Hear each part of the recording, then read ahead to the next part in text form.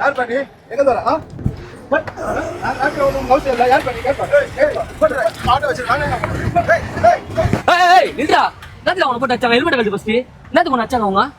Rapido ஓட்டுனா அடிக்கிறாங்கண்ணா.